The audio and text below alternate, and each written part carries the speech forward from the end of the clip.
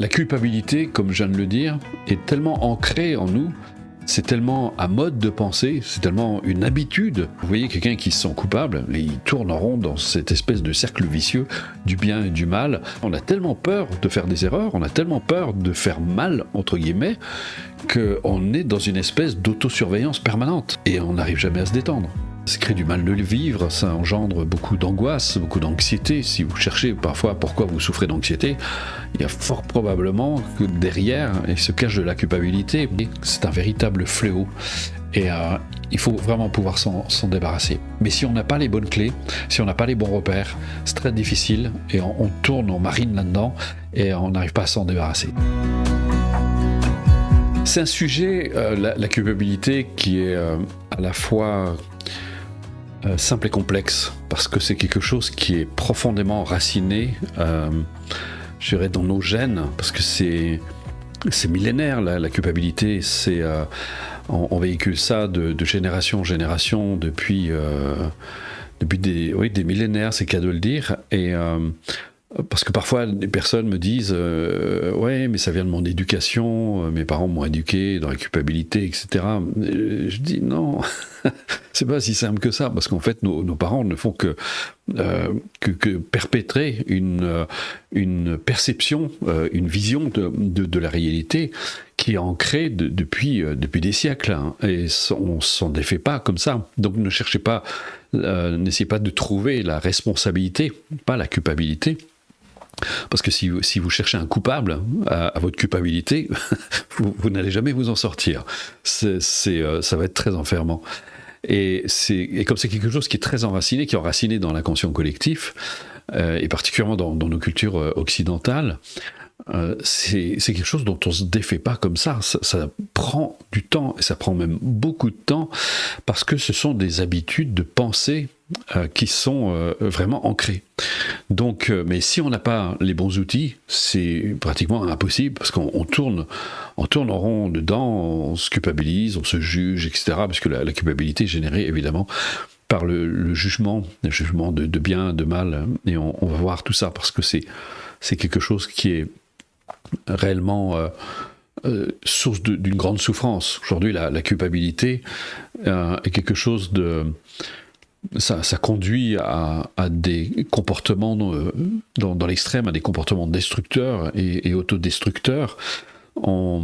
Ça crée du mal de le vivre, ça engendre beaucoup d'angoisse, beaucoup d'anxiété. Si vous cherchez parfois pourquoi vous souffrez d'anxiété, il y a fort probablement que derrière il se cache de la culpabilité, une culpabilité latente. C'est pas forcément quelque chose qui est très clair dans l'esprit, ça se passe pas comme ça.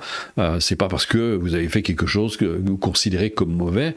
C'est peut-être qu'il s'est passé certains événements, peut-être même dans votre enfance, qui ont fait que et vous traînez ça avec vous, et c'est latent, c'est en arrière-plan comme ça, et vous n'avez pas conscience de comment ça se génère. Mais tout ça conduit effectivement à une...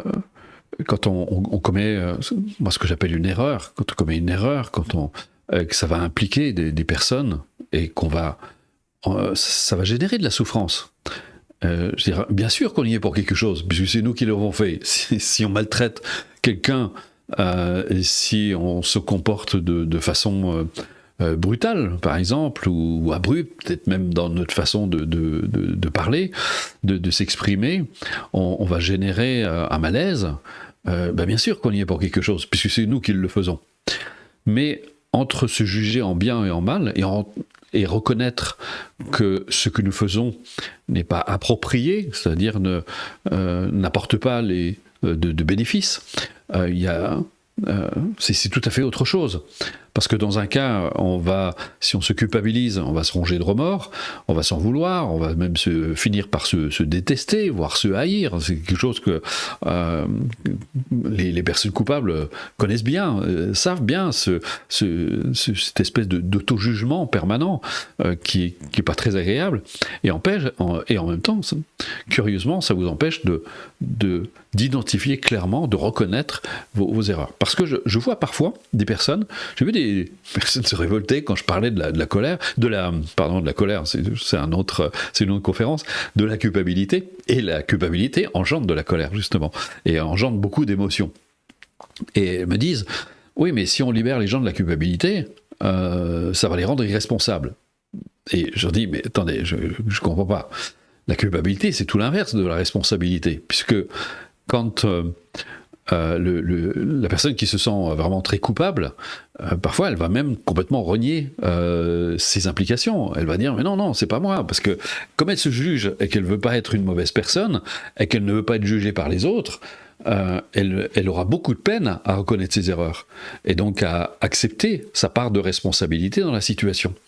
Donc c'est tout l'opposé d'un sens de responsabilité.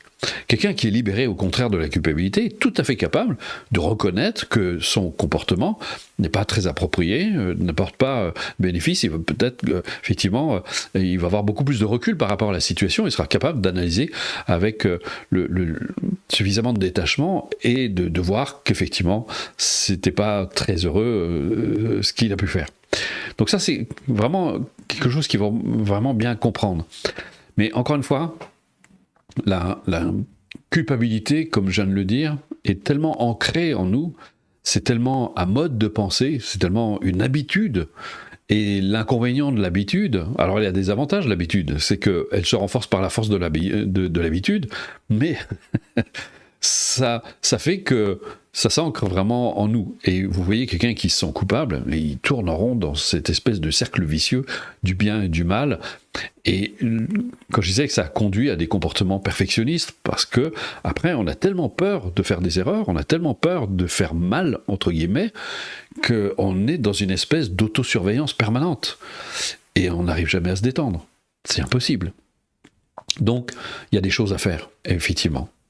Alors c'est très intéressant parce que vous regardez, j'ai fréquenté le peuple tibétain pendant une quinzaine d'années, et j'ai découvert à ma grande surprise que la culpabilité ne se traduisait pas en tibétain, ça n'existe pas.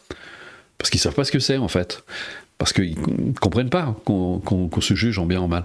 Et nous, on a ce lourd héritage. Alors on dit que ça vient de la religion judéo-chrétienne. C'est en partie vrai. En réalité, c'est la pensée manichéenne, qui vient de Mani, qui a été introduite dans la religion chrétienne, je ne sais plus en l'an 1000, quelque chose comme ça.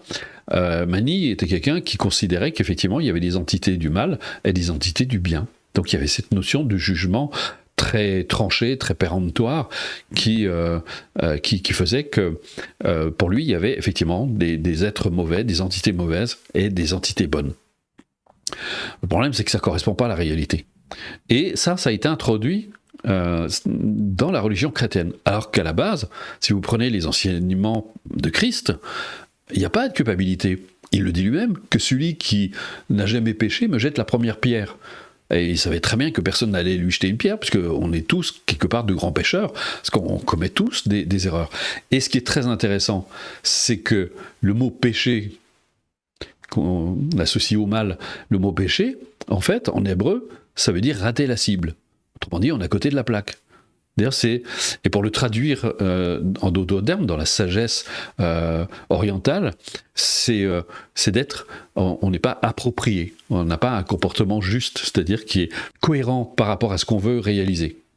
Donc, quand on voit que ce qui se produit ne correspond pas à ce que nous voulions obtenir, eh bien, on va examiner ce qui s'est passé, ce qui s'est réellement passé, nos applications, et on va tirer bénéfice de nos erreurs, de nos comportements, s'ils n'ont pas été très justes, et s'ils ont généré de la souffrance.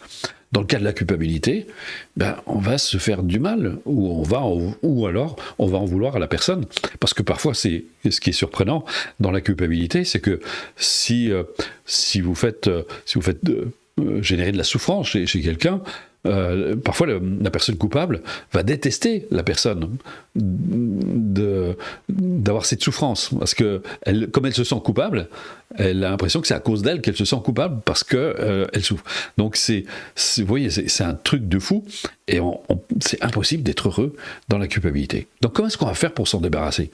Et comme je l'ai dit, ça prend du temps. Ça n'arrive pas d'un claquement de doigts. Croyez-moi, c'est tellement ancré en nous que ça demande de la pratique, sa force de pratique, qu'on va pouvoir y arriver. La première chose d'abord, c'est de commencer à développer de la bienveillance à l'égard de soi-même. J'ai donné une conférence sur l'amour de soi parce que je me rends compte à quel point c'est très important. Et je vais grosso modo vous redire un peu ce que j'ai dit parce que c'est tellement essentiel. Est-ce que vous feriez un cadeau à quelqu'un que vous n'aimez pas? Bien sûr que non. Sauf si vous êtes un saint, évidemment, mais je pense que la plupart d'entre vous, vous n'êtes pas des saints. Puis à mon avis, si vous étiez un saint, vous ne seriez pas là en train de m'écouter. Et donc, quel cadeau vous allez vous faire si vous ne vous aimez pas? Et l'amour, je dirais, est pratiquement déjà le premier antidote, l'amour de soi, est déjà le premier antidote, le premier rempart contre la culpabilité. Et c'est très important parce que quand j'ai commencé à rencontrer, certains qui le savent, j'ai eu le bonheur de rencontrer de nombreux sages de différentes traditions, indiennes, tibétaines, occidentales aussi, et surtout les bouddhistes. J'avais découvert une chose vraiment fantastique qu'on n'a pas du tout dans notre culture. On apprend à l'enfant à être bon pour lui dès son plus jeune âge. Et je me suis dit, mais c'est pas quelque chose qui est très présent dans notre culture. On nous dit, il faut se sacrifier pour les autres, il faut aimer les autres, etc. Et c'est... et ça empêche... et nous, on passe au second plan. Et pourtant, là encore une fois, dans les enseignements de Christ, on dit bien, charité bien ordonnée commence par soi-même. Mais qu'est-ce que ça voulait dire? Mais pour pouvoir prendre soin des autres, il faut déjà être capable de prendre soin de soi. Quand on prend soin de soi, en réalité, on prend soin de la vie qu'on incarne. C'est pour ça que le caractère précieux de la vie est très important. Ma vie est précieuse et je vais en prendre soin. Ça n'a rien à voir avec le narcissisme qui consiste à s'auto-contempler, à regarder son image, parce que le narcissique, il est toujours dépendant du regard des autres. Il a besoin d'un public, il a besoin qu'on le regarde pour se sentir exister. Mais ça n'a rien à voir. Et ça va même parfois le pousser à la manipulation, tellement il a besoin qu'on fasse attention à lui. Et les gens qui passent leur temps à se mirer dans le miroir, on va dire que ça c'est la caricature du narcissisme, mais il y a plein d'autres formes de narcissisme. Et quand on commence à regarder, à prendre soin de soi, et ça c'est vraiment la première démarche qui est vraiment indispensable, quand on commence à prendre soin de soi, eh bien on commence à éveiller, à développer de la bienveillance à l'égard de soi-même, à l'égard de la vie qu'on incarne. Et ça, c'est la première étape qu'on va découvrir justement dans ces fameuses 31 clés dont on vous parle dans cette conférence. C'est vraiment la première étape, elle est indispensable. Et la deuxième chose qui est très importante pour arriver à éveiller cette bienveillance, il convient d'acquérir un certain calme intérieur, une certaine stabilité. Et c'est là où on va voir, on possède une faculté extraordinaire qui est l'attention. L'attention, c'est quelque chose qu'on a en nous. Et je vais faire un parallèle parce qu'aujourd'hui, on parle depuis quelques décennies, on parle beaucoup de la pleine conscience, la méditation pleine conscience. Alors moi, j'ai toujours été un petit peu gêné avec cette bienveillance. Ça fait 50 ans que je pratique la méditation. Quand j'ai commencé, on ne parlait pas du tout de pleine conscience, ça n'existait même pas. Et alors ça a été développé, on le sait, par Dr Kabat-Zinn, parce qu'à l'époque on utilisait le terme de méditation, mais qui gênait, parce que on avait toujours peur des sectes, et donc il a parlé de bienveillance, mais c'était appliqué dans un cadre thérapeutique. Quand on étudie la méditation, ça existe depuis 4000 ans, on a des traces archéologiques de pratiques de méditation, et qui a été beaucoup révélé par le Bouddha il y a 2500 ans, donc c'est quelque chose qui est très très ancien, les hindous déjà avant. Et on ne parle pas évidemment de pleine conscience, c'est un mot qui n'existait même pas, mais d'attention. Et je trouve que c'est beaucoup plus juste, parce que le terme d'attention, d'abord c'est quelque chose qu'on possède. On a tous cette capacité d'être attentif. On est attentif aux autres, on est attentif, par exemple si votre enfant tombe malade, vous allez être attentif, vous allez lui prodiguer des soins, vous allez surtout aussi apporter votre présence. Et c'est ce que j'aime dans la notion d'attention, eh bien déjà, il y a une notion de bienveillance. Alors que la pleine conscience, que j'en discute un peu avec certaines personnes, c'est quelque chose d'assez très, très détaché, presque de froid. Il n'y a pas cet éveil de la bienveillance. Donc ça, c'est la première chose. Et pourquoi on va éveiller cette attention? On va se prêter de l'attention. Donc on va prendre soin de soi, encore une fois. Ça, c'est la première chose. L'autre aspect, et qui est vraiment fondamental, c'est que toute notre souffrance, elle est liée à l'identification à notre mental, à nos pensées et nos émotions.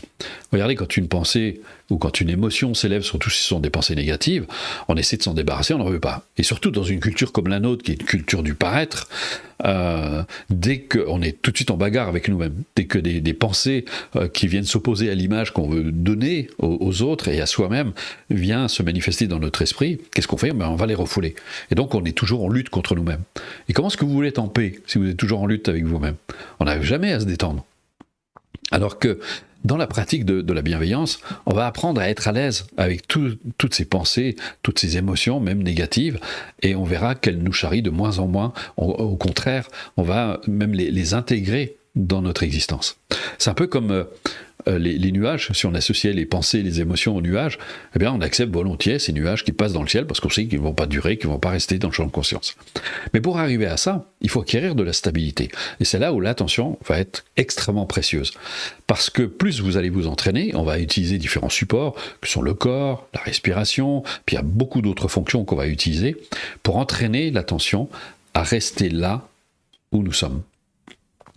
Et grâce à ça, on va avoir ce recul par rapport à nos pensées. Et nos pensées, encore une fois, vont continuer à s'élever, mais elles ne nous entraînent plus. Elles passent simplement dans le champ de conscience, comme des nuages passent dans le ciel. Et de fait, eh bien, on commence à acquérir beaucoup plus de stabilité. La stabilité, elle vient de là. Cette stabilité, c'est vraiment être là, présent. Il y a des personnes comme ça qui sont vraiment ancrées, vous sentez, elles sont... je ne parle pas des personnes dures, vous avez des personnes qui sont dures, elles sont stables, effectivement, elles sont stables. Comme disait un sage, elles sont stables dans leur négativité. Elles font bloc comme ça. Des gens, vous savez, des personnes très contrôlées qui ont l'impression qu'on ne va pas les faire bouger. Effectivement, on a beaucoup de mal à les faire bouger, c'est très rigide. Mais ça, c'est de la rigidité, c'est pas de la stabilité. Et la pratique va vous permettre d'arriver à cette stabilité. Ça va stabiliser vos émotions vont continuer à s'élever, mais vous ne partez plus avec. Et ça, c'est vraiment précieux.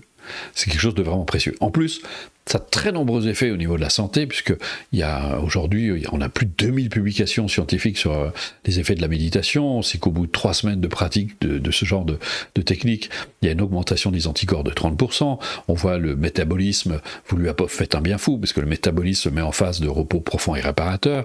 Il y a les échanges se vont mieux. Enfin bon, bref, il y a tout un enchaînement de réactions physiologiques très positives, très favorables pour l'organisme. Et si on vous mettait un électroencéphalographe sur la tête pendant cette période de pratique, eh bien on verrait un ralentissement des ondes cérébrales et on verrait une prédominance des ondes alpha. Et on sait aujourd'hui scientifiquement que les ondes alpha contribuent très largement à un meilleur équilibre psychologique. Donc voilà, qui est déjà très positif pour nous.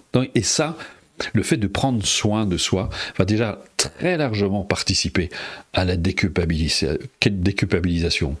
Comme je dis souvent aux personnes qui pratiquent, je leur dis, mais regardez, vous vous accordez un quart d'heure, 20 minutes par jour, mais ça veut dire que vous vous prenez enfin en considération. Ça veut dire là, vous vous occupez de vous. La conscience qui était plutôt tournée vers l'extérieur, là, elle est tournée vers vous-même. Et là, vous commencez à vous prendre en considération. Et en même temps, vous allez changer le rapport que vous avez avec vous. En éveillant cette bienveillance à l'égard de vous, eh bien, ça va très très largement participer à vous libérer de la culpabilité. Ça, c'est un programme qui dure 7 semaines. 7 semaines pour l'intégrer, pas 7 semaines pour le maîtriser, parce que ça, c'est la maîtrise de ce genre de pratique, ça prend toute une vie, ça prend toute la vie.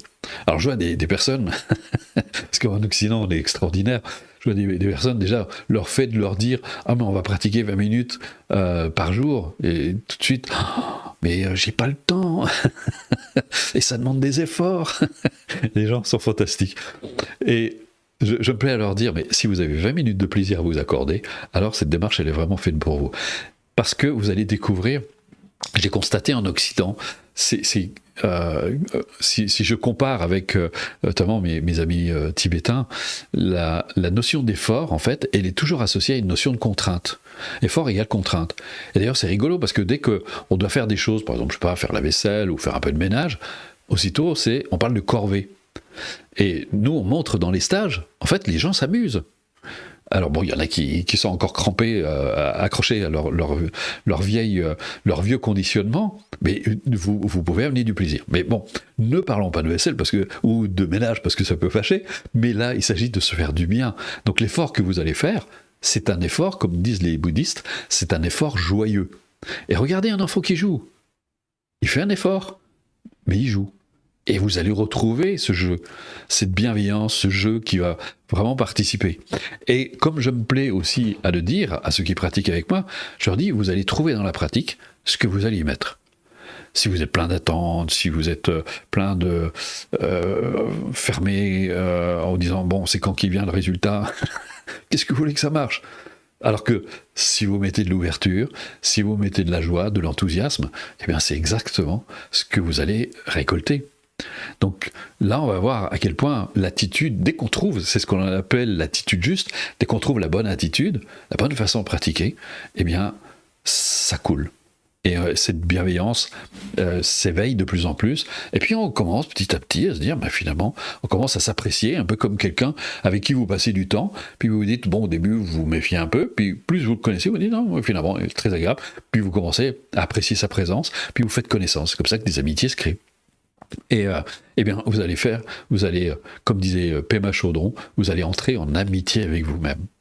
Ça, c'est vraiment fondamental. En fait, cette pratique, c'est une forme de réconciliation avec soi-même. Et ces 7 semaines vont être extraordinairement bénéfiques. Ça, c'est la première étape. Mais ça ne suffit pas, évidemment, pour se libérer de la culpabilité. Ça ne suffit pas pour se libérer de ces pensées négatives, de ces émotions qui viennent nous tyranniser aussi. Parce que l'être humain, c'est comme une voiture à 2 moteurs. Il y a un moteur qui pousse en avant, puis un moteur qui tire en arrière. Et le moteur qui pousse en avant, ce sont nos aspirations. On aspire tous à avoir une vie heureuse, épanouissante. J'imagine que vous qui êtes là à m'écouter, vous aspirez à avoir des relations enrichissantes, hautes en couleur, avec des gens avec qui vous pouvez partager, échanger, enfin bon bref, quelque chose qui soit enrichissant. Vous aspirez certainement à avoir, sauf si vous êtes à la retraite, mais d'avoir une activité qui soit valorisante pour vous, et puis dans laquelle vous vous épanouissez ou vous vous enrichissez. Enfin bon bref, de vous faire le cadeau d'une vie quand même agréable. Mais comme j'ai dit au départ, si vous ne vous aimez pas, comment ça va se faire ? Enfin bref, voilà, ça ce sont nos aspirations, et globalement, l'aspiration, c'est l'aspiration au bonheur. Et de l'autre côté, il y a le moteur qui tire en arrière, eh bien ce sont, entre autres, la culpabilité, nos vues fausses, toutes nos peurs, les préjugés, les a priori, enfin bref, tout ce qui nous enferme dans une perception complètement erronée finalement de la réalité, et ça nous tire par la manche. On est exactement comme cette personne qui veut sauter du plongeoir. C'est d'imaginer une personne, elle est sur un plongeoir, fait 10 mètres, et puis elle est prête à sauter, mais à dernière minute, elle prend peur. Elle se sent tirée par la manche. C'est la voiture a 2 moteurs. Elle est prête à sauter, elle y va. C'est son inspiration, elle veut vraiment sauter. Puis en même temps, hop, elle est retenue par la manche. Qu'est-ce qui va se passer quand elle arrive ? Eh bien, ça fait mal. Parce qu'elle n'arrive pas à faire qu'un avec son aspiration. Eh bien, nous, on est exactement dans cette situation. Pourquoi les choses n'arrivent pas telles qu'on aimerait qu'elles arrivent ? Parce que nous n'arrivons pas à faire un avec ce à quoi nous aspirons. Et c'est Freud qui disait, d'ailleurs, lorsque toutes les forces de l'âme tendent vers le même objectif, alors le succès est en effet garanti. Mais le problème, encore une fois, c'est qu'on est tiraillé. C'est que d'un côté on avance, puis de l'autre côté on est retenu par toutes ces peurs, par tous ces doutes, par ces croyances dans lesquelles on est enfermé. Certains coachs parlent de croyances limitantes, mais toutes les croyances sont limitantes parce que ce ne sont que des croyances, donc des concepts. Et ça nous empêche finalement d'avancer. Donc, on va s'occuper de ces obstacles. Alors comment on va procéder ? Là, je parle de la deuxième étape, du deuxième niveau, qui est très important. C'est, d'abord, on va aussi donner de la puissance à ce moteur qui pousse en avant, à nos aspirations. Et comment on va faire ? Eh bien, on va les légitimer, on va leur donner de la valeur. Et ça, c'est vraiment précieux. Et ça va vous donner de très bonnes raisons d'avancer. Mais ça ne va pas suffire parce qu'effectivement, les freins sont toujours là. Il va falloir les desserrer, les freins, pour pouvoir avancer. Et comment est-ce qu'on desserre ces freins ? Eh bien, tout simplement, se défaisant, en examinant, en commençant à regarder plus près toutes ces tendances négatives qui sont en nous, et puis d'apprendre à les défaire. C'est un peu comme des amarres, en fait. Imaginez une montgolfière, elle aspire à monter vers le haut, parce que c'est dans sa nature, elle est chargée de gaz ou de je sais pas quoi, d'air chaud, et puis donc elle aspire naturellement à monter vers le ciel. Mais elle est retenue, il y a des amarres, il y a des sacs, donc il va falloir se débarrasser de ces sacs, défaire les amarres, et pour pouvoir enfin s'envoler et découvrir la splendeur de la vue. Et pour nous, c'est pareil. C'est que si vous voulez goûter à la vie, à tout ce qu'elle peut vous apporter de bénéfices, d'enrichissement, eh bien, il convient effectivement de charger le ballon et puis de lâcher les amarres. Et donc, là, on va voir, il y a ce qu'on appelle des postures mentales, des antidotes. Ça fait partie du deuxième niveau de ces 31 clés qui vont vraiment vous aider. La première chose, c'est encore d'accentuer encore cette bienveillance à l'égard de soi parce qu'elle est vraiment indispensable. Vous verrez que le rapport que vous avez avec les autres est directement influencé par le rapport que vous avez avec vous-même. Et c'est très important la façon que vous avez de vous regarder. Et par exemple, dans le tout premier exercice, c'est un exercice que j'aime beaucoup parce qu'il fait appel à la noblesse des sentiments à l'égard de vous-même. Et pour essayer de le comprendre, c'est assez simple. Essayez d'imaginer, vous savez, je sais pas, un enfant, et puis il est en train de, je sais pas, faire ses devoirs, ou en tout cas s'adonner à quelque chose, à une activité, et ça se passe pas comme il veut. Et vous voyez, votre enfant, il est en train de s'énerver, ça va pas comme il veut. Mais vous, votre distance d'adulte vous permet d'apprécier la situation avec suffisamment de détachement. Vous n'allez pas engueuler votre enfant parce qu'il s'énerve. Au contraire, vous allez lui dire qu'est-ce qui t'arrive, mon bonhomme, qu'est-ce qui se passe? Et vous allez voir un sourire. Mais c'est un sourire de tendresse, c'est un sourire de compassion, c'est cette distance qui vous permet de dédramatiser la situation. C'est pas grave en soi, et vous allez au contraire lui porter secours pour l'aider dans les situations, pour essayer de démêler cette histoire dans laquelle il s'est embarqué. Et vous allez appliquer exactement la même chose dans cette pratique qui est vraiment extraordinaire. Vous allez appliquer la même chose à l'égard de vous-même lorsque parfois je sais pas, ça vous arrive d'avoir eu parce qu'on a tous des sauts d'humeur de temps en temps, on se laisse emporter, ou on a fait quelque chose qui était pas très heureux, mais qui est pas grave. Là, on l'applique sur des choses qui sont pas dramatiques, et ça va vous aider à prendre de la hauteur. Parce que qu'est-ce qu'on fait d'habitude quand on n'a pas un comportement très juste? On s'en veut, et on va commencer à entrer dans une forme d'auto-jugement, et ça n'est jamais très positif ni très salutaire, parce que ça entraîne une baisse de l'estime de soi. Et là, au contraire, en posant ce regard bienveillant, ça va vous aider vraiment à prendre de la distance et à relativiser les situations auxquelles vous êtes confrontés. Et puisque je parle de relativisation, ça c'est un peu le thème du deuxième exercice qui va traiter complètement de la culpabilité. Il y a tout un exercice, toute une leçon consacrée à ça, parce que comme on est en train d'en parler, c'est un véritable fléau, et il faut vraiment pouvoir s'en débarrasser. Mais si on n'a pas les bonnes clés, si on n'a pas les bons repères, c'est très difficile, et on tourne, on marine là-dedans, et on n'arrive pas à s'en débarrasser. Donc là, vous avez toute une leçon qui est consacrée à ça, qui vous montre tous les mécanismes de la culpabilité, et à comprendre comment vous entrez, comment vous arrivez à cette forme de culpabilité, et comment vous pouvez vous en défaire, comment vous pouvez vous sortir de là. Et ça, c'est vraiment une aide qui est vraiment indispensable. Et pour moi, c'était très important parce que, comme vous, je me suis senti, j'ai souffert de cette culpabilité. Mais heureusement, j'ai eu de très bons maîtres, j'ai eu des très bons mentors qui m'ont vraiment aidé dans cette démarche et qui ont fait qu'aujourd'hui, je me rends compte à quel point c'est un véritable poison et que je dirais même que c'est même complètement inutile parce que ça crée de la souffrance pour soi, ça crée de la souffrance pour les autres. Donc finalement, il n'y a aucun bénéfice à retirer de la culpabilité. Alors, il y a certainement des personnes qui vont me dire « Oui, mais quand il y a des personnes qui commettent des malfaits, qui tuent des gens, etc., c'est quand même mal. » Mais là, encore une fois, c'est une vision dualiste. Il ne s'agit surtout pas d'ignorer les conséquences de nos actes. Parce que souvent, c'est ce que les gens croient. Ils vont dire « Mais ça va effacer les conséquences de mes actes. » Mais pas du tout. Si vous tapez sur quelqu'un, ça va lui faire mal. Ça va le faire souffrir. Si vous vous mettez en colère, que vous commencez à crier très fort envers quelqu'un, par exemple envers vos enfants, vous allez les effrayer. Et puis vous allez créer de la distance avec vos amis. Donc les conséquences, elles sont toujours là. Les conséquences de nos actes sont toujours là. Mais au moins, au lieu de vous juger, vous apprenez de ce que vous faites. Et vous tirez bénéfice. Donc quant à ces personnes qui commettent des malfaits, ce qui serait certainement souhaitable, c'est qu'elle puisse prendre conscience de ça. Mais ça, c'est un autre sujet, et je l'aborde dans les cours. Ensuite, on verra l'acceptation de soi, parce que l'acceptation de soi est vraiment indispensable pour accroître l'estime qu'on a de soi. Souvent, on a peu conscience de nos véritables qualités, de nos potentiels.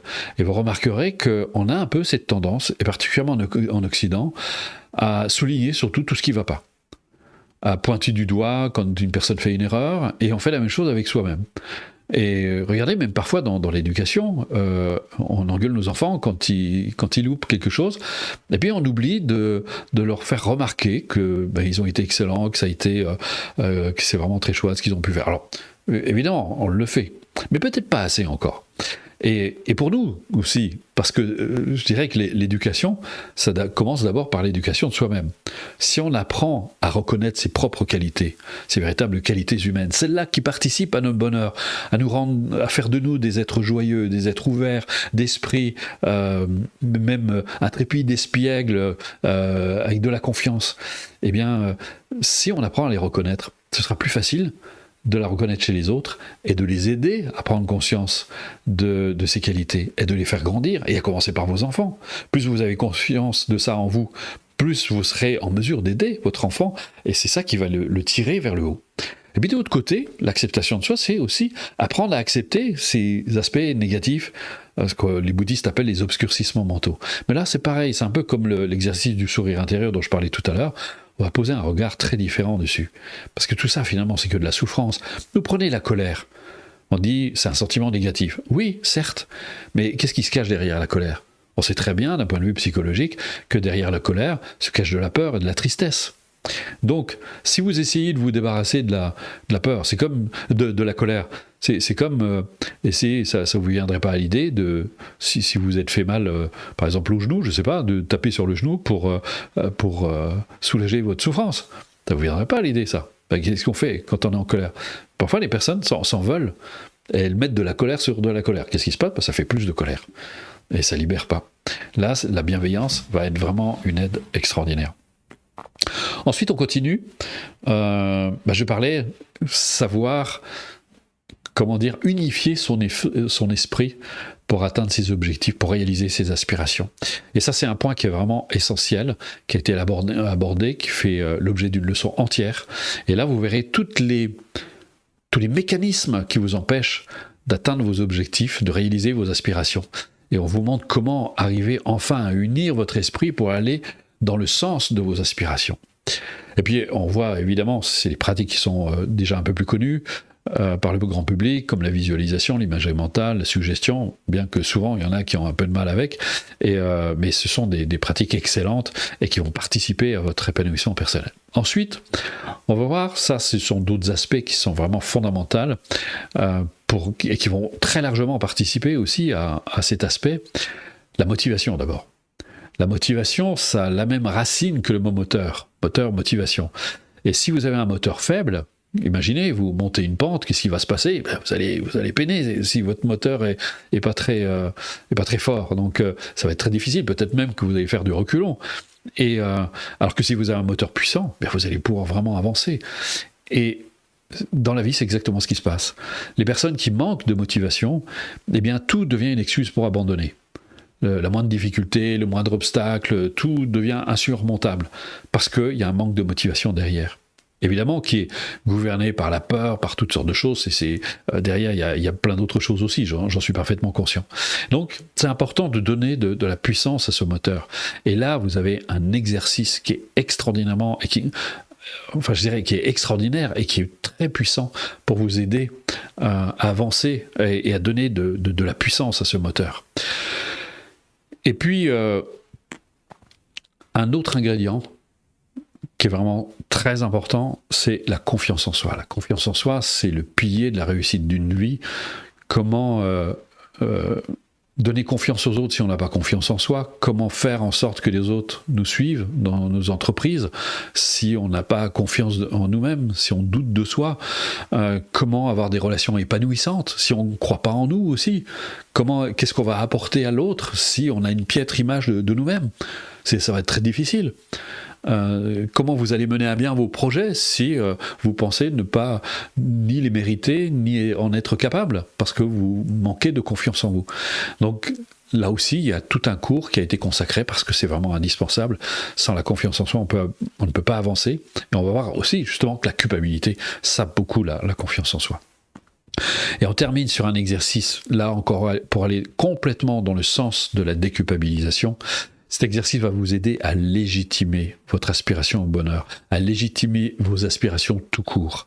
Je ne connais pas d'exercice plus puissant que cet exercice que je trouve absolument fantastique, qui s'appelle l'équanimité des sentiments. Ça vous parle peut-être pas, mais quand on le fait, croyez-moi, c'est quelque chose d'assez fantastique. J'adore cet exercice. C'est vraiment une pratique qui m'a accompagné toute ma vie. Et puis, on termine sur une initiation à la véritable nature de l'esprit. Et là, on va aborder quelque chose de vraiment fondamental, de très profond, qui va toucher au sens même de la vie. Qui sommes-nous vraiment ? Ça, c'est une grande question. C'est une question que moi, je me suis posée très jeune. Quand j'étais môme, déjà, je me disais, mais qu'est-ce qu'on fait là ? Qu'est-ce qu'on fait sur cette terre ? Pourquoi est-ce qu'on est ? Pourquoi est-ce qu'on meurt ? Pourquoi est-ce que les gens souffrent ? Pourquoi est-ce qu'ils sont heureux ? Moi, j'ai eu ma crise existentielle, mais très jeune. C'est pour ça, à 13 ans, que mon oncle me demandait, il était en train de me voir dessiner, puis il me disait, qu'est-ce que tu veux faire plus tard ? Moi, je lui dis, moi, je vais être heureux. Puis il me dit, mais c'est pas un métier, ça. Mais je lui dis, qu'est-ce que ça peut me faire d'avoir un métier si je suis pas heureux ? Donc, et toute ma quête, ça a été le bonheur. Alors, j'ai eu un métier, j'ai exercé en entreprise pendant quelques années, mais après, j'ai tout abandonné, à tel point je me suis même retrouvé SDF, mais peu importe, j'ai repris des études, j'ai fait des études de psychologie, j'ai étudié parce que je voulais des réponses, pas parce que je voulais devenir thérapeute, mais parce que je voulais des réponses, je voulais comprendre. Je me suis dit, mais moi j'ai besoin de savoir. Qu'est-ce que je fais là ? Qu'est-ce que je fais sur cette terre ? Si c'est juste pour avoir un métier, gagner de l'argent, faire des enfants, avoir une belle voiture, une belle maison, etc. Puis quand on sait que tellement de gens ont tout ça, et ils arrivent à un certain âge où ils se demandent comment ils vont pouvoir se débarrasser de tout ça. Donc, et moi, ça m'interpellait, et donc je voulais savoir. J'avais besoin de ces réponses. Et j'ai eu la chance, sur ma route, de rencontrer des êtres extraordinaires. Je pense à tous ces sages dont je vous ai parlé au début de cette conférence, et notamment Shimon Rinpoché, qui pour moi a été une source extraordinaire d'inspiration. Shimon Rinpoché, c'est un grand maître qui est décédé aujourd'hui, qui faisait partie de l'école Nyingmapa, de l'école du bouddhisme tibétain, et qui était, quand j'ai rencontré, d'ailleurs on l'appelait la force immobile, on sentait cet homme posé, stable, avec cette tranquillité, ça m'impressionnait même au début, parce que quand je l'ai rencontré, j'étais tout jeune, et je l'ai pu quitter pendant 15 ans. Pas que je vivais avec ou que j'étais tous les jours, mais pendant 15 ans, j'allais le voir, je sacrifiais... Enfin, je sacrifiais pas. C'était un bonheur. J'allais, pendant mes vacances, j'allais le voir. Tous mes week-ends, j'allais le voir. Enfin, c'était... Parce que il était pour moi la réponse que je cherchais. Je me suis dit, mais cet homme, il a réalisé quelque chose. Il se laisse perturber par rien, on sent cette tranquillité d'esprit. Et je me suis dit, mais il y a quelque chose derrière. Comment est-ce qu'il a fait pour arriver à ça ? Et pour moi, ça a été... et c'est là que j'ai compris, et là on va parler, ça c'est le 3e niveau, touche à la réalisation de la véritable nature. Je vais essayer de vous donner des repères pour bien comprendre ce qu'on entend par là. Essayez d'imaginer que vos pensées et vos émotions, ce sont les nuages qui passent dans le ciel.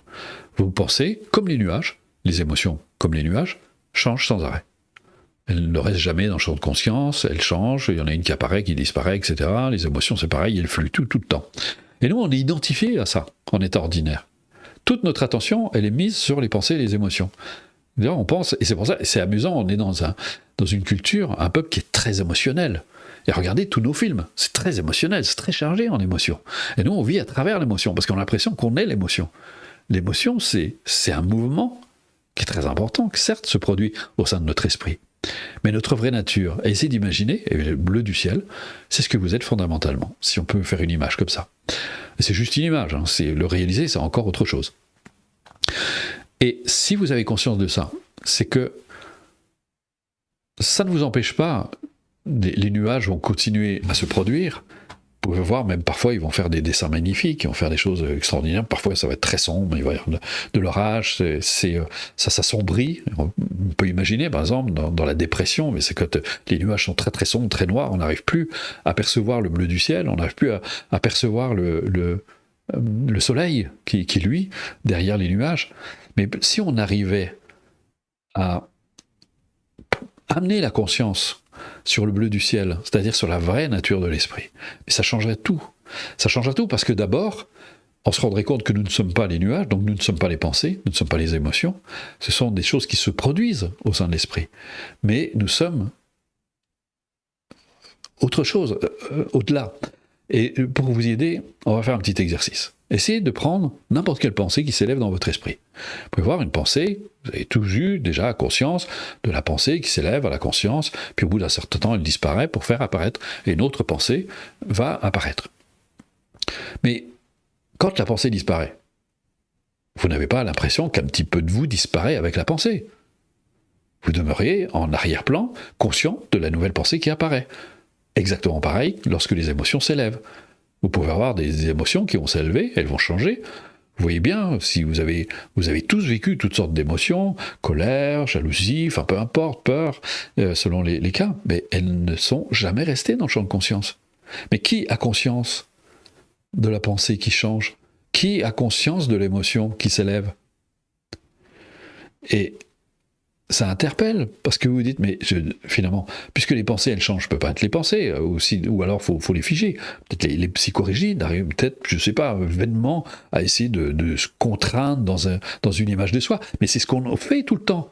On essaie de se contraindre dans une image de soi. Et comme disait un Indien, un sage indien, il disait, toute la journée, vous vous efforcez d'être quelqu'un. Vous essayez d'être un bon patron, d'être un bon ouvrier, d'être un bon père, une bonne mère, un enfant modèle, un ouvrier modèle, etc. Puis à la fin de la journée, vous vous écroulez parce que c'est fatigant d'être quelqu'un. Les gens n'arrivent pas à être eux-mêmes. Et si vous aviez conscience de vraie nature, ça changerait vraiment beaucoup de choses. Et là, dans ce troisième niveau, on va creuser la question, parce que c'est là que se trouvent tous vos potentiels. La joie de vivre, elle est là. La joie d'exister, tout simplement, en prenant conscience de qui vous êtes vraiment. L'amour, la compassion, la bienveillance se situent à ce niveau-là. Et c'est pour ça que les bouddhistes disent que les émotions négatives n'ont pas de base valide, alors que plutôt les sentiments négatifs n'ont pas de base valide, alors que les sentiments positifs ont une base valide. Pourquoi? Qu'est-ce que ça veut dire? Que les sentiments négatifs sont fabriqués par notre esprit, ils sont liés à notre histoire, à nos perceptions, à notre représentation mentale de la réalité, alors que les sentiments positifs, ils s'élèvent de notre véritable nature, donc ils ont une base valide. Lorsque vous éprouvez spontanément de la bienveillance à l'égard de quelqu'un, c'est lié à votre vraie nature.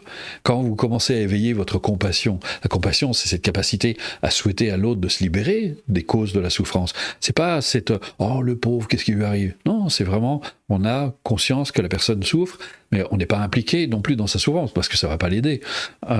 Et là, il y a cette compassion qui s'éveille. L'amour, eh bien, c'est de souhaiter aux autres de réaliser les causes du bonheur. Et si vous avez de l'amour pour vous, vous allez vous souhaiter de réaliser les causes du bonheur. Et ces causes du bonheur, c'est quoi? L'amour, la compassion, la bienveillance. Regardez quand vous êtes plein de colère, est-ce que vous êtes heureux? Personne qui est heureux quand il est plein de colère.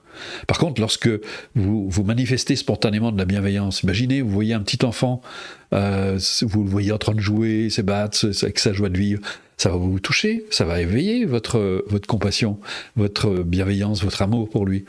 Et comment vous vous sentez à ce moment-là?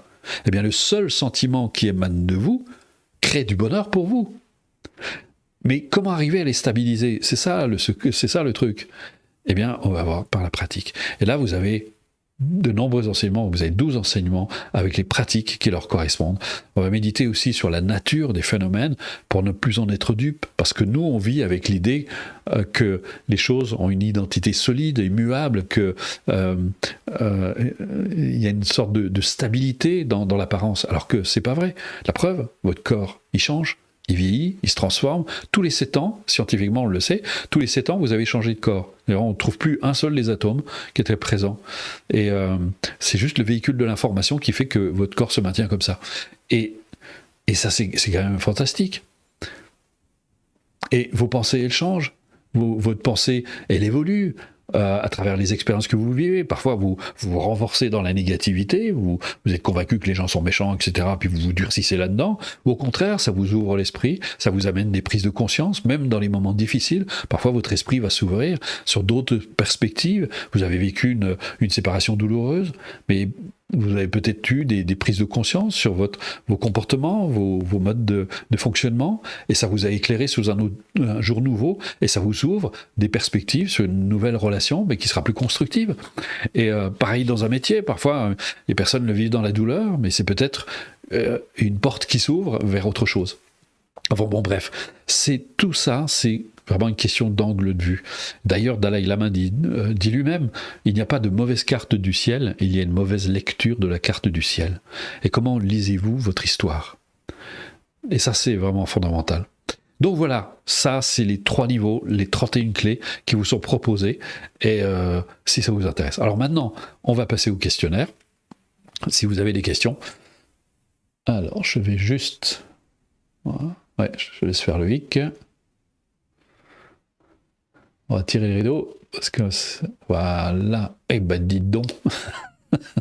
Vous avez été prolixe. Autodestructeur, oui. Et d'ailleurs, j'aimerais savoir comment agir face à la culpabilité envers moi. Et bien ça a été envers mes choix. Voilà, ça a été l'objectif. Là, si vous êtes là depuis le début de la conférence, je pense avoir répondu à cette question. Comment se libérer de la culpabilité de l'enfant qu'on était? D'abord, vous n'êtes plus un enfant. Donc ça, c'est la première chose. Et encore une fois, c'est toujours le regard. Je l'ai dit depuis le départ, on ne se débarrasse pas comme ça de la culpabilité, c'est impossible. Ça n'arrive pas, il n'y a pas de truc, il n'y a pas une technique qui va vous libérer de la culpabilité. C'est petit à petit, on révise complètement sa manière de penser. Et comme je me plais à le répéter d'ailleurs, je pense que c'est très important, vous allez très facilement le comprendre, vous ne pouvez pas espérer avoir des résultats différents de ceux que vous avez obtenus jusqu'à aujourd'hui si vous continuez à penser, à agir, à vous exprimer comme vous l'avez toujours fait. Si vous ne changez rien, eh bien vous allez continuer à récolter la même chose. Donc à un moment, je pense que c'est important d'être capable de faire ce retour sur soi, de se regarder penser, de se regarder agir, de se regarder s'exprimer, et de se dire, est-ce qu'il n'y aura pas quelque chose à changer pour que ma vie soit différente? La culpabilité, c'est un mode de pensée dont il faut vraiment pouvoir se défaire. Et on le démonte petit à petit, à force de pratique, on commence à dénouer tout ça. Mais encore une fois, ça prend du temps. Et si vous ne prenez pas le temps, vous resterez coincé dedans. Faites-vous une différence entre culpabilité inconsciente et consciente? Oui, parce que quand elle n'est pas consciente, je dirais, c'est encore pire. C'était Jung qui disait, plus une pensée est ignorée par la conscience, plus elle a de chances de se transformer en destin. Il y a des personnes qui sont coupables qui n'en sont même pas conscients. Par exemple, dans l'auto-sabotage, la personne va se lancer dans des entreprises et puis elle va sans arrêt rencontrer des obstacles, elle va faire des mauvais choix, et ça peut être la culpabilité qui la conduit directement vers cet échec. Ah, et vous n'étiez pas là au début de la conférence. Comment se débarrasser de la culpabilité héritée d'un parent? Vos parents, je le répète, n'ont fait que transmettre ce qu'ils ont reçu. C'est pas de la faute de vos parents. C'est la culpabilité, c'est millénaire, c'est ancré dans notre inconscient collectif. Donc on est tous baignés là-dedans, on est tous dans la même soupe, et vos parents compris, vous compris, et il y a un moment, il faut se dire, il faut arrêter ce processus. Il est temps d'arrêter ce processus. Et c'est là où ça va s'arrêter le jour où la personne va vraiment prendre sa vie en main et se dire, maintenant j'en ai assez, je vais vraiment me débarrasser de ce truc, et là entreprend une démarche et commence vraiment à arriver à se défaire de cette culpabilité. Comment se défaire du jugement négatif des proches qui ne veulent pas entendre mon besoin d'agir différemment de ce qu'ils attendent de nous? J'ai beaucoup de mal à avoir. Mais vous voyez, ça c'est... c'est Christ qui a dit « Ne juge point, tu ne seras point jugé ». Mais aussi, on peut l'inverser. C'est-à-dire que si vous vous sentez jugé par les autres, c'est parce que vous êtes juge d'abord de vous-même. On ne peut pas juger quelqu'un qui ne se juge pas. Si vous êtes à l'aise, quelqu'un va manifester un jugement à votre égard, mais ça ne va pas vous affecter parce que c'est sa projection, ça lui appartient. Je vais essayer de le dire autrement. j'avais une amie psychologue qui m'avait donné cet exemple que je trouvais tout à fait judicieux. Essayez d'imaginer si vous êtes blanc ou si vous êtes noir. Si vous êtes blanc, quelqu'un vous traite de black. Vous dites, faut qu'il change de lunettes. Ça vous affecte pas, parce que vous savez que c'est pas vrai. Et pareil, si vous êtes black et que quelqu'un vous traite de blanc-bec, vous dites, bon, il a un souci, lui, et ça vous affecte pas. Ça ne vous affecte pas. Pourquoi ? Parce que vous savez que ce n'est pas vrai. Et donc, vous n'allez pas vous juger à ce moment-là. Vous n'allez pas vous dire, ah oui, peut-être que je suis noir, ou peut-être que je suis blanc. Ça n'arrivera pas. Donc, l'autre ne peut vous atteindre que parce qu'il trouve écho en vous. Et c'est là dont il faut pouvoir se débarrasser. Et quelque part, si vous voulez être plus autonome, faire en sorte que le comportement, les jugements des autres ne vous affectent plus, il faut vous débarrasser vous-même de vos jugements à l'égard de vous. Que faire à la culpabilisation liée au réchauffement climatique? Que faire avec l'éco-anxiété? D'abord, il y a un état de fait. Dire la planète va mal. Nous, on est traversés, puisque, je ne vous l'ai pas dit, mais on est aussi une association humanitaire, planète altruiste, parce qu'on se sent très concernés par ce qui se passe sur la planète. Donc, la question, c'est de se dire, mais est-ce que votre culpabilité va améliorer quoi que ce soit? Non. Oui, j'arrête pas d'entendre des personnes qui disent j'en peux plus de voir ces animaux torturés, qui souffrent, etc. Je me sens coupable. Mais ça sert à rien de vous sentir coupable, ça va pas les aider. En plus, finalement, on peut se dire la culpabilité, c'est presque un sentiment égoïste, parce que en réalité, qu'est-ce qui se passe? C'est qu'on pense à soi. Se dit, mais quels jugements vont porter les autres sur moi, ou quel jugement je vais porter sur moi? On se préoccupe pas tant des conséquences de nos actes et de l'impact que ça peut avoir. Aujourd'hui, si on veut il faut devenir, si vous voulez vous libérer de cette éco-anxiété, eh bien, il convient, je pense, de devenir éco-responsable. Éco-responsable en se disant, tous les jours, je vais faire quelque chose qui va aller dans le sens, qui va participer à améliorer la situation de la planète. Et nous, c'est ce qu'on fait dans Planète Altruiste, avec toute l'équipe, et moi y compris. Eh bien, on a changé. Oui, je porte du lin, je prends du lin éthique, on a fait dans notre mode de consommation aussi, on essaie de pratiquer autant que possible le zéro déchet, parce que si tout le monde fait ça, eh bien, on arrivera peut-être à quelque chose. Mais tant qu'on se juge et on se culpabilise, on fait que se paralyser et on ne fait plus rien. Comment se défaire de la culpabilité d'un acte d'erreur de jeunesse? Alors d'abord, il y a une chose, c'est que vous étiez jeune. Et jeune, inexpérimenté, inapproprié, avec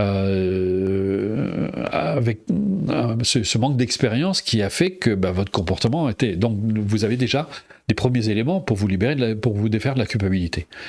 Et ensuite, d'arriver à se poser cette question, mais est-ce que cette culpabilité, aujourd'hui, sert qui que ce soit? Sert la personne que j'ai fait souffrir, et moi, est-ce qu'elle me sert? Ça, c'est déjà une première étape. Est-ce que le travail transgénérationnel, constellation familiale, je ne sais pas, parce que je ne la pratique pas, donc je ne peux pas vous dire. Mais peut-être que oui, peut-être que non, je ne sais pas. J'ai l'impression que dans le samsara, il y a beaucoup de souffrance. Ah ben, samsara, ça veut dire... en fait, ça veut dire tourner en rond. C'est la souffrance, en fait, le samsara. Samsara, c'est la souffrance. Donc, et plus j'en ai conscience, plus j'en vois encore et encore, c'est possible. Oui, parce que c'est que ça. Le samsara, c'est ça. C'est vraiment la souffrance. Les gens errent depuis des temps sans commencement dans la souffrance parce qu'on est enfermé dans cette perception qu'on a de nous. En fait, alors j'ai donné une conférence sur le sujet aussi, qui est très importante, mais on vit sur une perception complètement erronée de la réalité. Et tant qu'on n'en a pas conscience, c'est très difficile de s'en défaire. Mais super question. Alors, y a-t-il autre chose? Non, visiblement, on est au bout des questions. Ah, si, alors attendez, c'est encore petit. Voilà, je ressens beaucoup de culpabilité de l'éducation que j'ai donnée à mon fils. J'étais une personne très contrôlante et mon fils en a souffert. Aujourd'hui, il a rejoint les étoiles. Je ne peux pas m'excuser auprès de lui. Est-ce que je peux être en paix avec cette culpabilité? Oui, vous pouvez être en paix parce que, encore une fois, c'est pas de votre faute. c'est pas de votre faute parce que la culpabilité, comme je l'ai dit, c'est ancré dans nos cultures, c'est tellement profond, c'est quelque chose qui fait que, et justement vous dites contrôlante, mais là ça vient de la peur, mais ça vient de la culpabilité aussi, et c'est quelque chose de terrible. Alors, si la rigidité est la conséquence d'une forte culpabilité, pourquoi ne pas parler de la fluidité, de la souplesse? Bah oui, on en parle. Mais croyez-moi, dès que vous libérez de la culpabilité, la fluidité, elle vient. Puisqu'il n'y a plus personne il n'y a plus ces amarres qui vous empêchent d'avancer. Donc, on n'a même pas besoin d'en parler, puisque ça va être la conséquence de la libération de la culpabilité. Une fois qu'on est libre de culpabilité, mais c'est la joie qui se manifeste, c'est le bonheur qui émane, c'est l'ouverture d'esprit, c'est l'étroitesse d'esprit, ça vient aussi de toute cette façon de penser bien, mal, etc. On n'ose pas bouger, on est coincé dans des règles. Les gens qui sont enfermés dans des règles à l'excès, mais ça c'est de la culpabilité, parce qu'ils ne veulent pas faire mal. Le problème c'est qu'ils font mal en étant tellement attachés aux règles. Ça me fait penser il y a des policiers qui sont capables d'indulgence, de bienveillance, et vous en avez d'autres par exemple qui vont être les règles c'est les règles. Vous obligez. Voilà, ça c'est de la rigidité. Donc il faut mettre aussi de l'humanité. D'ailleurs, on a eu un policier au gradé, d'ailleurs, qui est venu dans un de nos stages, mais il avait de la bienveillance. D'ailleurs, pour venir dans un stage comme ça, je me suis dit, il n'a pas peur. Mais non, au contraire, parce qu'il fait ça avec bienveillance. Donc la bienveillance, elle est présente. Elle peut être présente partout. Donc voilà. En tout cas, merci vraiment pour vos questions. Je les trouve... Ah, mais il y en a encore un petit peu. Allez, les deux dernières. Je me sens coupable du divorce de mes parents et de ma famille partie en éclats. Comment couper cette idée? D'abord, vous n'êtes pas responsable, ce sont vos parents qui ont divorcé, c'est pas vous. Donc c'est leur choix, ils ont fait ce choix en conscience, en tout cas je l'espère, et ils sont co-responsables du choix qu'ils ont fait. Maintenant, si vous en souffrez, là c'est pareil. Est-ce que ça va les aider? Est-ce que ça va résoudre quoi que ce soit? Je ne suis pas sûr. Et ma famille part en éclats. Comment couper avec cette idée? Encore une fois, je pense que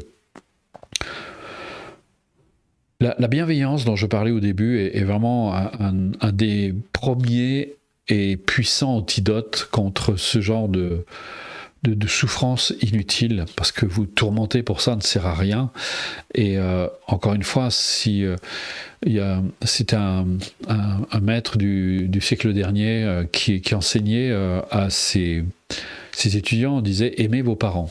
Et ça paraît logique, il disait bah oui, tout le monde aime ses parents. Non, et c'est pas dans ce sens. Il parlait de l'amour inconditionnel, c'est-à-dire d'être capable de voir ses parents non pas comme ses parents, mais comme des êtres à part entière qui aspirent au bonheur. Et je pense que la meilleure chose que vous puissiez faire, c'est de souhaiter vraiment à vos parents de trouver le bonheur là où ils sont maintenant. Et puis si la famille part en éclats, peut-être que c'est pour mieux se reconstruire plus tard. Mais en y mettant de la bienveillance et de l'amour, peut-être que des choses peuvent s'améliorer. Prendre ses distances avec sa famille pour son bien-être, est-ce égoïste? Mais non, parce que si ça crée plus de souffrance que ça n'apporte de bonheur, parfois certaines distances peuvent être tout à fait salutaires. Donc il n'y a pas de raison de s'en vouloir. Donc voilà. Alors maintenant on va passer à la suite. J'ai répondu à vos excellentes questions, merci beaucoup. Et c'était très enrichissant. Alors, imaginons, voilà, vous avez envie de faire une démarche, d'entreprendre, ces 31 clés vous intéressent, ça vous parle, vous avez envie de vous défaire enfin de votre culpabilité, de vous donner les moyens. Vous faites partie de ces gens, parce que je m'adresse avant tout à des personnes qui ont vraiment envie de prendre leur vie en main et de se donner les moyens parce que j'ai pas de truc miracle à proposer, j'ai pas de recette magique, j'ai pas la méthode, vous savez qu'on dit en 10 leçons, vous faites et ça va vous débarrasser parce que ça n'existe pas. Quand on a compris la nature des phénomènes, on sait très bien comment ça se passe, et que pour faire de nous un bon jardinier, eh bien, ça demande de l'expérience, ça demande de la pratique, et ça demande aussi de s'informer et de se former. Eh bien, c'est pareil, si on veut devenir un bon cuisinier, c'est pareil, et donc si on veut exceller dans l'art de créer du bonheur dans sa vie, d'amener toutes ces belles choses qui font que ça donne envie de vivre et qu'on a envie de donner du sens à notre existence, et ça ne se fait pas en quelques leçons, ça ne se fait pas en une séance, ça ne se fait pas, il n'y a pas de pilule pour ça, parce que quand on a compris que ce sont des habitudes qui sont ancrées depuis très très longtemps, on va défaire progressivement et pour aller vers à chaque fois un petit peu plus de joie. Mais si vous posez une pierre, puis une autre, puis une autre, puis une autre, au bout d'un moment, vous avez un édifice magnifique, et cet édifice, c'est votre vie. Comme je me plais à le dire, entre votre naissance et votre mort, il y a un espace. Et qu'est-ce que vous allez y mettre ? Est-ce que vous allez attendre d'arriver à votre mort, d'être plein de regrets pour ne pas avoir fait ce qu'il fallait pour que votre vie soit plus heureuse ? Ou est-ce qu'au contraire, vous aurez pris votre vie en main, puis vous dites, j'ai fait de mon mieux, j'ai apporté tout ce que je pouvais dans mon existence pour qu'elle soit aussi riche, aussi belle que possible, aussi bien pour moi que pour les autres, et puis maintenant je peux partir en paix. J'ai accompli ce que j'avais à accomplir. Si vous pouvez vous dire ça, alors c'est fantastique. Mais encore une fois, dans la vie, je répète ça souvent aux personnes qui viennent dans les stages, je leur dis, quand ils viennent dans un stage, je leur dis, dans ce stage, en fait, vous allez y trouver ce que vous allez y mettre. Et bien dans votre existence, vous allez y trouver ce que vous allez y mettre. Et comme disait Phineas Kimby, votre vie n'est rien d'autre que le reflet de vos propres pensées. Et quand on a conscience de ça, on se dit, mais je peux faire quelque chose. Parce que les gens s'inquiètent pour demain. Mais ça ne sert à rien de s'inquiéter pour demain. Puisque ce qui vous arrive aujourd'hui dépend de ce que vous avez fait hier. Et donc demain dépend de ce que vous faites maintenant. Donc il faut plutôt s'inquiéter de ce qu'on sème aujourd'hui pour avoir une bonne récolte demain. Mais tant qu'on ne commence pas à semer autre chose, il n'y a rien d'autre qui va arriver que ce qu'on a toujours semé. Donc voilà. Donc si vous avez envie de semer autre chose, et si vous avez envie de maîtriser tout ça, bienvenue. On sera enchanté d'avancer avec vous. Alors, imaginons, ça vous intéresse, vous avez envie d'acquérir ces 31 clés. Première précision, ces clés, une fois que vous les avez intégrées, c'est pas un truc que vous allez oublier, c'est pas un truc qui va être mis de côté, c'est quelque chose qui va vous servir toute votre vie et en toutes circonstances. Et mieux encore, c'est quelque chose que vous allez pouvoir approfondir sans arrêt. Même si vous avez fait toutes les leçons, les 31 clés, vous pouvez le reprendre après et vous allez réapprendre chaque fois. Toutes les personnes qui nous suivent le disent. Ils nous disent, mais c'est incroyable, moi je le refais, j'ai l'impression de le refaire pour la première fois. Parce que c'est toutes des notions assez universelles qui fait que vous allez approfondir encore. Et dans 10 ans, vous reprendrez encore le cours et vous allez réapprendre. J'enseigne depuis 37 ans bientôt. Au mois d'octobre, ça fera 37 ans. Et j'apprends toujours, même en enseignant. Donc c'est quelque chose qui est sans fin et qui participe à améliorer votre existence. Donc croyez-moi, vous ne vous ennuierez pas. Et comme je vous l'ai dit, si vous avez 20 minutes de plaisir à vous accorder, alors la démarche elle est faite pour vous parce que vous allez pratiquer dans le plaisir. Parce que je fais très attention avec les Occidentaux, et encore plus les Français qui sont très contraints, on a vraiment le sens du devoir, faut faire les choses. Je dis non, il ne faut pas faire les choses. Faites-vous plaisir. Et le reste viendra. Et l'autre point aussi, 31 clés, ça veut dire quoi ? 31 clés, une clé par semaine. Ça veut dire 9 mois de formation. Alors là, j'entends des gens qui disent « Ah oui, mais 9 mois !» J'arrête pas de recevoir des messages de gens qui disent, ils arrivent au troisième niveau, ils arrivent à la fin, ils me disent et ça a passé vite, c'est extraordinaire, mais c'est tellement enrichissant. Dans ce cours, vous n'allez pas arrêter d'apprendre. Vous allez constamment vous enrichir. Comme je l'ai dit tout à l'heure, vous pourrez refaire, et les personnes le refont sans arrêt, parce qu'elles disent, c'est quelque chose dans lequel on puise sans arrêt. Et donc là, vous serez vraiment outillé pour toute votre vie et pour toutes les circonstances de votre vie, que ce soit dans vos relations avec les autres, que ce soit dans vos objectifs professionnels, dans vos objectifs personnels, à tous les niveaux, ça va vraiment vous apporter quelque chose. Donc, imaginons, vous voulez commencer maintenant. Eh bien, imaginons, vous avez commandé ce soir, vous allez recevoir les leçons. Donc, vous aurez sur votre espace client, on verra, il y a une autre façon aussi d'y accéder, et vous allez avoir vos leçons. Vous allez avoir par leçon une ou plusieurs présentations écrites et audio. Et vous verrez, là aussi, c'est aussi important que la pratique elle-même. J'arrête pas de dire, et surtout, j'anticipe parce que j'ai appris avec horreur, il n'y a pas très longtemps, que des personnes écoutaient les audios dans leur voiture. Je me suis dit, C'est un bruit de fond. C'est pas, vous pouvez pas intégrer. C'est impossible. Il faut pouvoir s'imprégner. Il faut faire ça dans un moment où on est tranquille, où on sait qu'on va pas être dérangé. On va faire ça vraiment tranquillement. Et quant au temps que ça prend, la pratique prend à peu près 20 minutes, un quart d'heure, 20 minutes par jour. Il y a toujours des personnes qui disent « moi j'ai pas le temps ». Je dis « comment vous faites ?» Aujourd'hui, la moyenne des Français, regarde, sont devant un écran pendant 5 heures. Je parle même pas hors profession. 5 heures devant un écran. Ordinateur et télévision. Non, eh bien, vous prenez un petit quart d'heure sur ces 5 heures, c'est vraiment rien du tout, et puis vous pratiquez. Et comme disait un sage que j'ai eu le bonheur de rencontrer, il disait, la discipline, c'est simplifier sa vie pour trouver l'espace nécessaire à la pratique. Donc simplifiez votre vie, je suis sûr qu'il y a des choses qui vous servent pas à grand chose, et vous insérez votre quart d'heure de pratique tous les jours. Et vous allez vous faire du bien. Parce que, en plus, comme vous allez avoir du plaisir à pratiquer, vous aurez encore plus envie de pratiquer, et vous aurez donc forcément de meilleurs résultats, et quand vous aurez des résultats, vous aurez encore plus envie de pratiquer, et c'est comme ça que vous allez installer un cercle vertueux. Donc, vous recevez une ou plusieurs présentations audio et écrites, et l'exercice pratique. Vous faites l'exercice avec l'enregistrement une fois, et ensuite vous allez le refaire seul, de manière à l'intégrer, avant de passer à la suite la semaine suivante. Alors, les pratiques ne se déclenchent pas tant que vous n'avez pas fait la première leçon. C'est même mieux que ça. En fait, chaque audio, vous ne pouvez pas écouter l'audio suivant si vous n'êtes pas allé complètement au bout de l'audio. Parce qu'on a régulièrement des personnes qui disent « mais sur l'appli, ça s'affiche, vous ne pouvez pas passer à la suite parce que vous n'avez pas écouté jusqu'au bout ». Enfin, c'est à peu près ça le message, je ne sais plus exactement. Mais c'est écrit sur le message. Et il nous demande « mais pourquoi je ne peux pas passer à la suite ?» Parce que vous n'êtes pas allé au bout. Donc ça, c'est pour des raisons pédagogiques, parce qu'on tient absolument à ce que les gens aient bien écouté les enseignements, parce qu'on sait comment sont les gens. Ils veulent aller voir. Quand j'enseignais en cabinet, je donnais tous les documents, et les personnes commençaient par la fin. C'est pas sérieux. Donc, vous allez être accompagné. Donc, semaine après semaine, vous avancez comme ça, tranquillement. Et vous ne serez pas seul, parce que ça aussi, ça fait partie de la prestation. Vous allez être accompagné par moi et toute l'équipe. Il y a toute l'équipe qui va être là. On a même mis en place qu'on va encore améliorer d'ailleurs prochainement.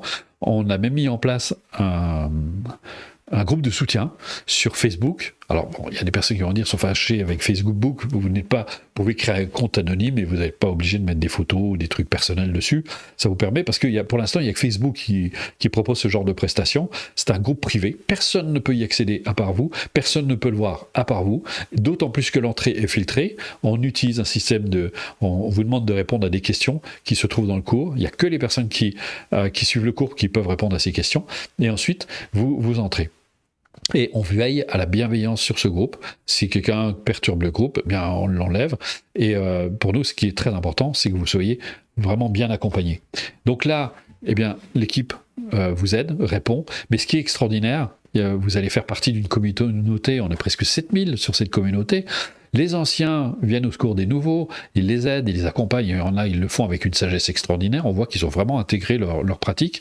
Et puis nous, on complète, on aide, on accompagne. Vous avez régulièrement des posts, il y a des vidéos aussi qui complètent la démarche. Donc voilà, et de semaine en semaine, comme ça, vous avancez.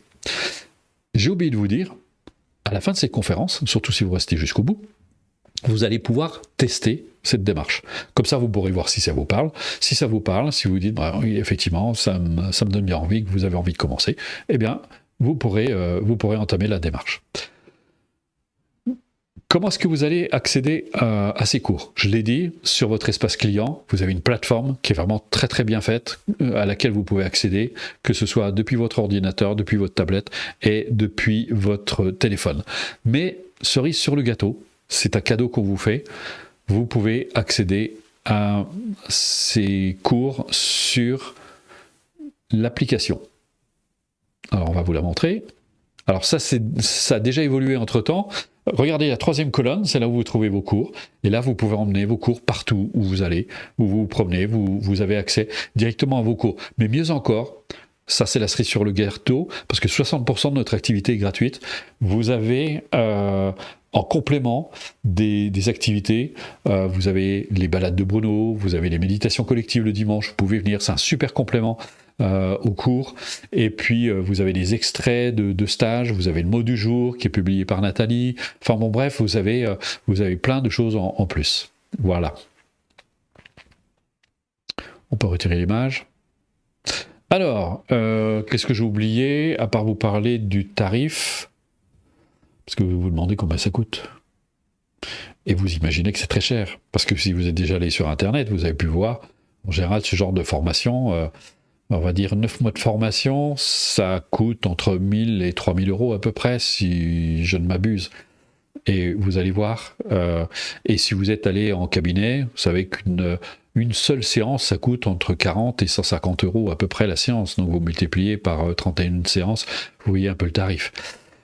Notre objectif, c'est pas de faire de l'argent, c'est de vous aider, c'est de vous accompagner, c'est de rendre accessible au plus grand nombre ce genre de démarche. Regardez, ça va s'afficher pendant 24 heures, on peut afficher 11,29 € la leçon. Et oui, vous avez bien lu, 11,29 € la leçon au lieu de 31, ça c'est le prix normal quand les gens. Mais pendant 24 heures. Pourquoi pendant 24 heures? Ça c'est très important, parce qu'on ne veut pas prendre trop de monde, on veut continuer à assurer le suivi, on veut pouvoir répondre aux mails, vous aider, vous accompagner dans votre démarche. Si on a trop de monde, nous on ne peut pas suivre. Donc si ça vous intéresse, vous allez sur coursbruno.fr et là vous verrez sur la page, il y a des boutons un peu partout pour accéder à la fois aux bons de commande et puis à l'essai que vous pouvez faire pendant 24 heures. Si vous avez 24 heures, ça vous laisse largement le temps. Vous prenez, faites ça à un moment où vous êtes tranquille, vous écoutez, et si ça vous parle, eh bien, allez-y. Et en plus, ça, c'est mon cadeau. Je vous l'offre, si vous commandez aussi dans les 24 heures, vous allez recevoir 5 jours de stage en vidéo. Ça, c'est pour vous remercier de me faire confiance. Ce sont des enseignements très riches. Vous verrez, c'est vraiment extraordinaire. Ça a été enregistré sur place par Loïc, qui a fait un travail vraiment excellent. Vous aurez l'impression d'y être. Normalement, ça vaut 150 €. Ça vous est offert. Vous avez un atelier vidéo sur la confiance en soi, parce que c'est un thème qui est tellement important. Moi, je voulais vous faire ce cadeau. C'est un atelier que j'ai donné à Paris il y a déjà pas mal d'années. Et vous verrez, il est complètement d'actualité. Vous verrez, c'est très riche. Là, vous avez 9 vidéos de 1 heure, donc vous voyez, ça fait plus de 9 heures de vidéos, et ça vous est offert. Normalement, c'est 150 € aussi, et ça vous est offert. Le CD du mois, ce sont des extraits de stages, d'ateliers, de séminaires que j'ai donnés. Vous en recevez tous les mois en téléchargement. On appelle ça CD du mois pour la forme, mais c'est en téléchargement, et ça complète vraiment très avantageusement votre cours. Donc vous voyez, si vous deviez payer tous les bonus avec le cours, vous en auriez pour presque 1000 €. Et là, le cours entier, 11,29 €, ça fait 31 clés, bien ça fait tout simplement 349 €, ce qui est rien du tout, que vous pouvez payer en 3 ou 4 fois si vous voulez. Voilà, je crois que je vous ai à peu près tout dit. On vous remettra la fiche à la fin. Je voudrais d'abord vous remercier vraiment du fond du cœur d'être venu à cette soirée, parce que c'est vrai que c'est un thème, la culpabilité, qui est ça m'a beaucoup tenu à cœur, parce que j'ai vu dans mon entourage comment les gens souffraient. Moi aussi, j'ai souffert de la culpabilité, parce que ça crée beaucoup d'angoisse, ça crée beaucoup d'anxiété. Et puis, ça nous empêche, je dirais presque même, d'être humble devant, quand on commet des choses qui sont vraiment pas très heureuses. On a beaucoup de mal, parfois même dans certains cas, à être désolé, parce qu'on se sent tellement coupable. Donc ça n'apporte rien de positif. Donc c'est quelque chose dont il faut pouvoir vraiment se débarrasser, et je vous souhaite vraiment du fond du cœur d'y arriver. Je vais vous laisser en compagnie du docteur Cyril Asif Thomas, membre du comité éthique, pendant quelques minutes. Ça ne dure pas très longtemps. Membre du comité éthique des hôpitaux français. Il est psychiatre. Il est venu en stage. Il suit nos cours. Et il a tenu absolument à témoigner. C'est un peu pour nous la garantie que vous avez affaire à quelque chose de sérieux. Parce que des gens comme lui, et on a aussi des scientifiques, on a un témoignage d'un scientifique du CNRS, ce sont des gens qui ont un sens critique très poussé, à qui on ne peut pas faire avaler n'importe quoi, qui vont regarder, ils ont les outils d'ailleurs pour ça, surtout un psychiatre, et donc il a tenu absolument à témoigner. C'est pour nous une façon de vous dire, mais voilà, vous savez où vous mettez les pieds. Il n'y a pas d'entourloupe, on n'essaie pas de vous embobiner, on fait les choses sérieusement, avec sérieux, sans se prendre au sérieux pour autant, Mais voilà, on a envie de vous donner de vrais outils qui vont vraiment vous aider durant votre existence. En tout cas, personnellement, j'espère vous voir dans un cours parce que je sais ce que vous allez acquérir, je sais ce que vous allez apprendre, je sais tout ce vers quoi ça peut vous faire tendre, à condition évidemment que vous ne le mettiez pas dans votre tiroir, que vous ne l'oubliez pas, que vous le mettiez en application, parce que si vous voulez apprendre à faire de la bicyclette, ben, il faut monter sur la bicyclette et il faut commencer à pédaler. Et bien là, c'est un petit peu pareil. Sauf qu'il y a moins de risque que de monter sur une bicyclette, parce que vous risquez pas de perdre l'équilibre. Donc voilà, je vous souhaite le meilleur et créez du bonheur dans votre vie, parce que qui mieux qu'une personne heureuse peut apporter du bonheur autour d'elle. Passez une excellente soirée et merci. Ce sont des cours très complets, très complets, très minutieux, quoi. C'est très précautionneux. C'est des choses qui nous parlent, c'est la motivation, c'est la confiance en soi. On peut le recommander, on peut franchement le recommander. C'est vraiment quelque chose, je pense, qui parle à tout le monde. C'est le bonheur de 7 à 77 ans, hein, au sens large. C'est un bonheur qui implique d'abord de se respecter soi-même. Et on est dans une société actuellement où on ne se respecte pas, où les rythmes sont stressants, où la vie est une vie faite de rapports de force. Quand on est tendu vers le bonheur avec cette approche respectueuse de soi, eh bien l'effort qui nous est demandé, c'est un effort joyeux. Voilà, c'est une éthique qui me va bien, que je trouve très belle. Il y a une vraie logique, les choses s'articulent bien, et en même temps, c'est ça qui est curieux, c'est que c'est pas intellectuel, quoi. C'est pas abstrait. C'est une approche qui est faite d'exercices pratiques, donc on va dire c'est du pratico-pratique. Il y a un vrai équilibre entre le savoir et le savoir-faire. Et ça, c'est rare. Bruno, c'est pas juste un enseignement oral, c'est aussi un auteur qui a écrit plusieurs livres. Eh bien, force est de constater que ce concept du bonheur, il l'a travaillé. Et avec cette méthode-là, ça va pas mettre les personnes en danger, loin de là. On en sort apaisé et on en sort remotivé, à se recentrer et puis à retrouver ce sursaut de vie, quoi.